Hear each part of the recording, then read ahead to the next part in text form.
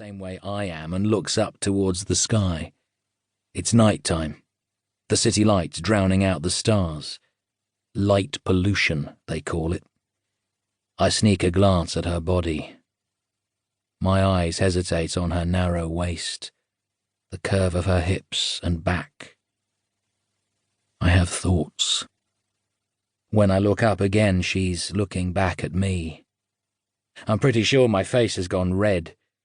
I take a quick drag, the smoke drifting into my right eye. It stings, but I pretend it doesn't.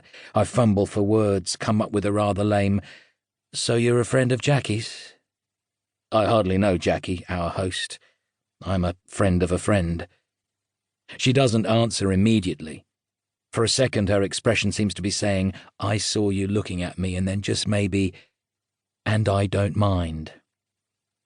"Sort of," she says. "I'm here with Michael. You know him, tall blonde hair, he's wearing a leather jacket."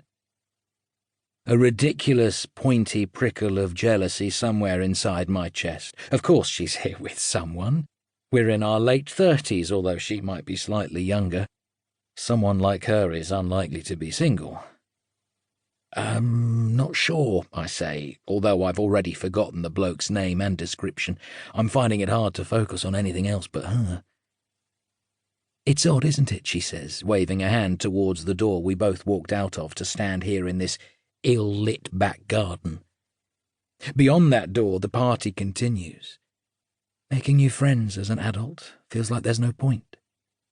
I nod, chuckle. I agree.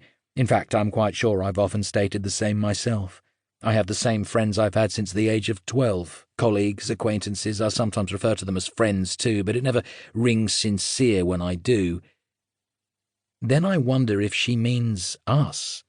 If she's confessing to me that she doesn't really want to know me, so no point in pretending, except that's not how it sounds. At all. I'm about to reply when someone else steps out. Before I realise, my hand darts behind my back, concealing the cigarette. We go quiet, and I can't help feeling like we're both irritated by the intrusion. Not only on account of my smoking, that is. We've been interrupted, but there's also a strange feeling of having been caught. A large, precarious figure in a suit a couple of sizes too large stumbles through the door. A man who only notices us at the last second. When he does, he jumps, letting out a little high-pitched squeal, then immediately fixes his expression, gives us a cross-eyed, blurry smile. He walks past us hurriedly, almost trips on his own feet, laughs an apologetic little laugh, then, to the relief of all parties involved, disappears through a small gate in the garden fence. We share a quizzical smile, and suddenly, looking into her eyes, perhaps because of the beer, I feel like leaning forward and telling this complete stranger that I think I'm in love with her. I have no idea why, but the thought is there. Gabby, Ed's wife, says it's all down to my star sign. I'm a Pisces. Apparently, we are slaves to beauty. All it takes to steal a Pisces man's heart, she says, is a pair of beautiful eyes and a perfect figure. Some might say the same goes for any man. I'm not sure what I think. I tend to tune out when someone mentions star signs, especially if that someone is Gabby.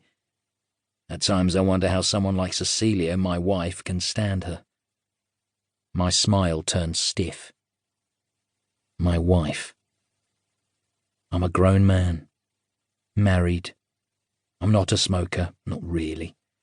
I'm not someone who chats up strangers. What am I doing out here with this woman? What am I thinking?